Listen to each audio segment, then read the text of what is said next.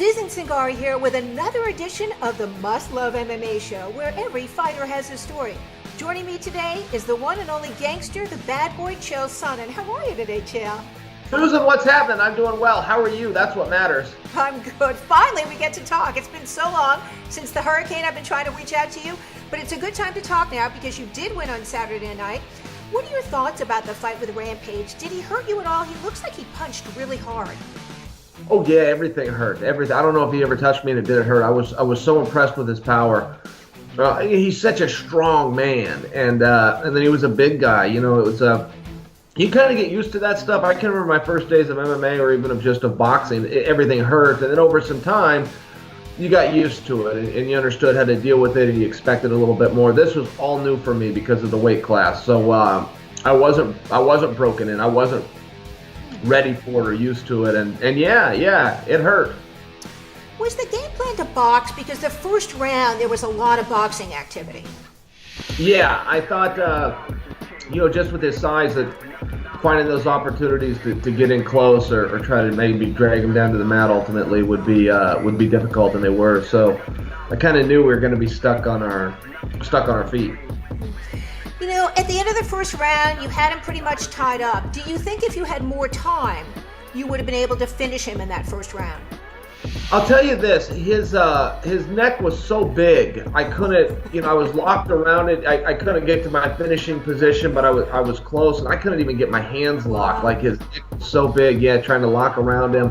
At one point, he had his arm in there, and it was everything I could do to just keep my fingertips together. So I don't think so. I probably could have been there all day. I don't know if I ever would have got to my position. Are you pleased with your performance? Yeah, I haven't rewatched it. My body hurts really bad, so I was a little distracted after the fight. But yes, I only wanted to do a few things. I wanted to move, I wanted to stay on top, and I wanted to keep pressure on him. Those were just the three things I was focused on. I thought I did those three things. Yeah, okay. So yeah, overall, I was happy with that. Did Rampage make a mistake when he let you up? Tremendous. I don't know why he did it. I don't know why he did it. I asked him about it after the fight. I said something real fast. Hey, why'd you let me up? I said something, and he didn't regret it. That's where he wanted to be. But a size advantage in a fight can really hurt a guy when you're standing up, because now you're really in a game of speed.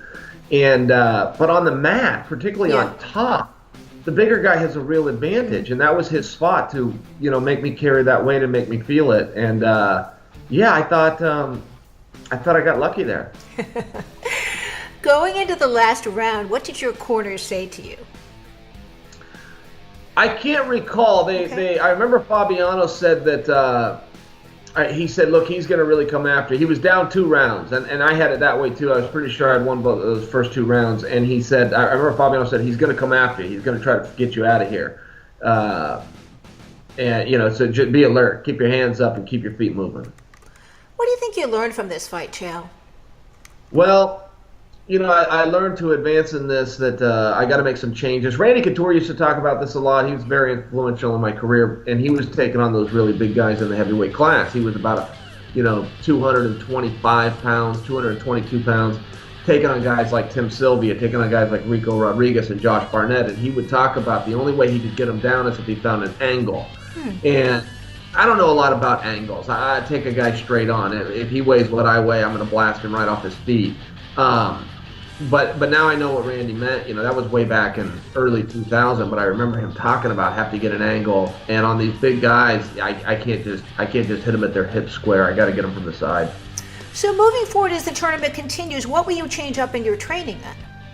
Well, so I'm going to leave that to the coaches. I have really good coaches, and I trust them. I show up every day. I do what's asked of me. So, I'll leave that to them as far as what the technical aspects will be, but I think that's going to be a part of it. I think, throwing punches and stepping offline to try to get a little distraction from the opponent, try to get that angle, try to get to the side of them so I can run them down, or at least give myself a better opportunity to. I didn't have a whole lot of opportunities with Rampage. He was just so straight on. He was so strong in those positions. I struggled. What did Rampage say to you after the fight? He said, great fight. He was very classy about it. He said, great fight. And he said, you had a great game plan.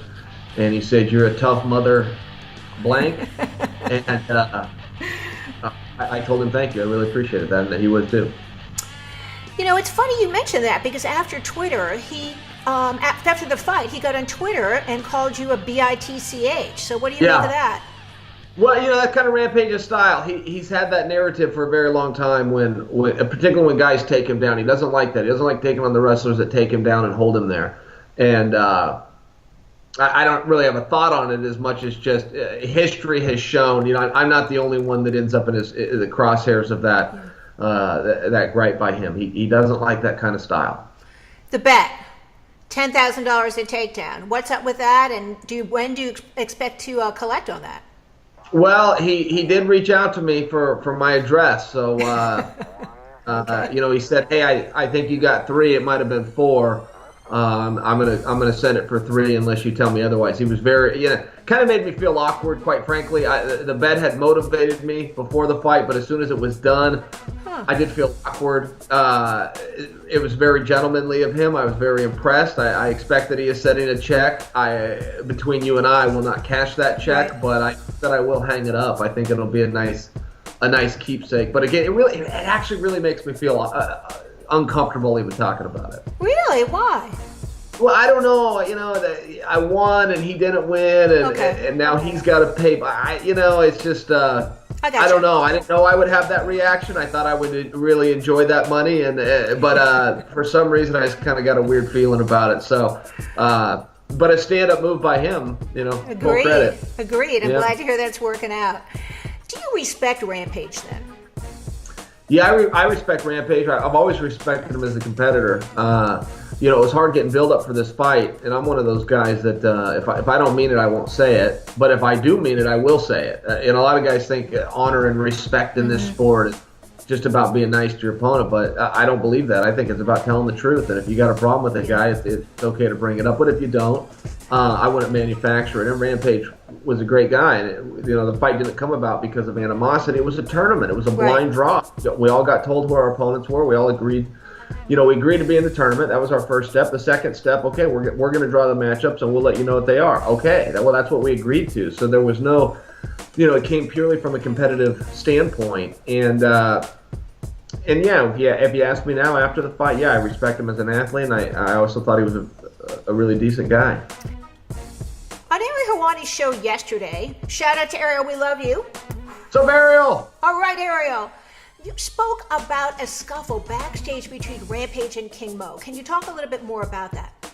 Yeah, so we were getting ready to weigh in, and the way the weigh-in worked, you got the weigh-in room, but then they hold us in an adjoining room. We're just separated, by a little wall to walk through the door. So Mo was in there by himself, and Rampage came in. And when Rampage comes in, he's got a whole entourage with him, his trainers, his coaches, a couple of buddies, but there's 5 or 6 of them. And the whole thing was filmed, so you might see this. Okay. Rampage had a camera on him, and I don't know if it was Rampage's camera or if it was, Bellator Viacom, but at any rate, there was a camera. And all of a sudden, those guys, just as soon as they see one another, it's just oil and water. Those two cannot get it right. And that's very uncommon, Susan, because no matter what a guy's problem is with another guy, through competition, there becomes a camaraderie. And you may not like the guy, but you do have a bond with him for life. Right. It just works that way. And these guys have fought not once, but twice.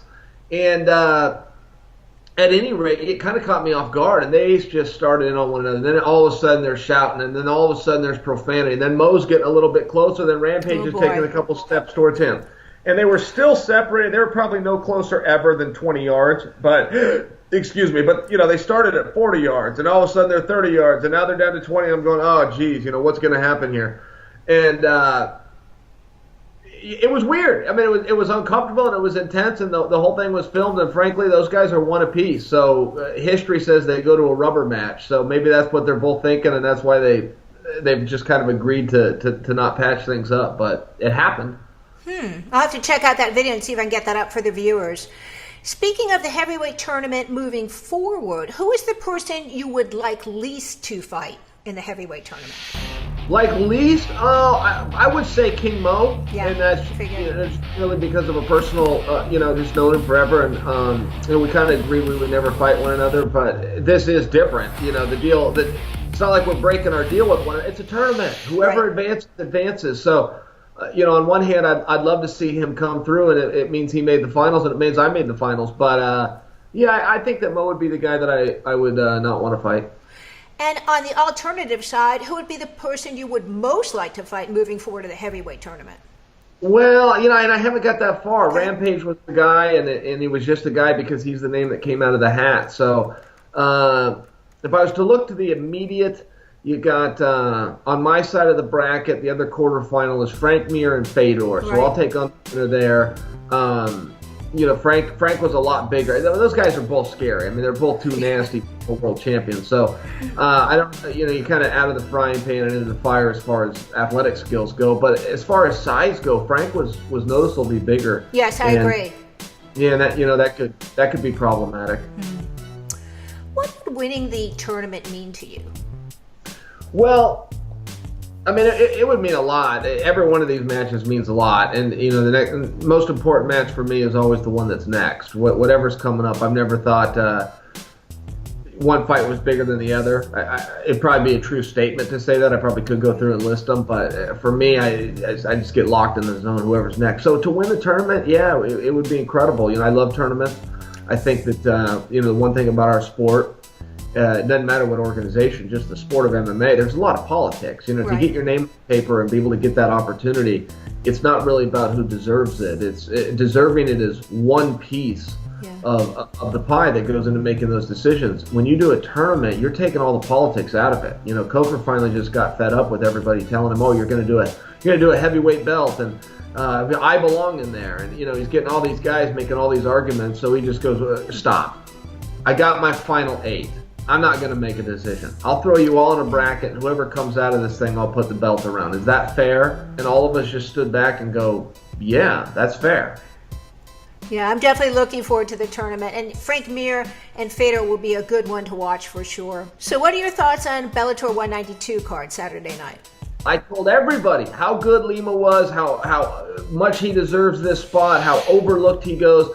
And it turned out I proved I was right. I did call that one. Look, if you go 5 rounds with Rory MacDonald, it is extremely rare. If you knock Rory MacDonald down, it is extremely rare. If you win a round against Rory MacDonald, it is extremely rare. Lima did all of those things. He did all 3 of those things in one night. Now, he came in second, but so what? I mean, the great ones, the greats go out and lose. The greats take on other greats. They search for competition that can beat them. And so what happens to Lima? You go crying your beer for him. Now he's the #1 contender. He was world champion 3 days ago, and now he falls all the way to #1 contender. Yeah, the guy's good, and the guy proved it, and I was very happy for him. The other side of it with Rory, I just don't feel that I need to tell anybody, man. Everybody knows how good Rory is. Everybody knows he could win the world championship in any organization on any given day. So good for him. He finally got his moment. I mean, Rory was a one-legged man in an ass-whipping contest and found a win. I'm a very tough guy. Been a tough guy my whole life. I could not have come back from that. Wow. And I don't really know if anybody else could have come back. But he had one leg, Susan, and he somehow found a way to win.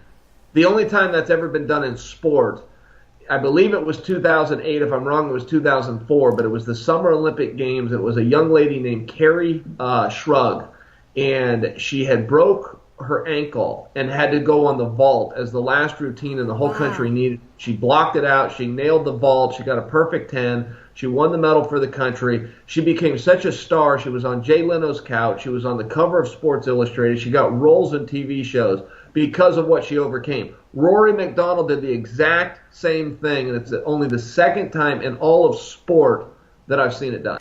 All right, MMA fans, we're out of time for today, but stay tuned for part 2 of my interview where we ask Chael some personal questions. Before we go today, I want to thank my viewers for tuning in, and you can subscribe to me on the link below, or you can reach me on IG at Susan Cingari MMA. And yeah, that's me answering all those Twitter questions at Susan Cingari, so do send a direct message. We'll get back to you with an answer. You can also send me suggestions or comments. You can follow Chael on Twitter at Chael Sonnen, on Instagram at SonnenCH, and on Facebook.com at Chael Sonnen. Chael, thanks so much for taking the time to speak with me today. And don't forget to tune into part 2 of our interview, where Chael not only talks about his book, but answers your fan questions.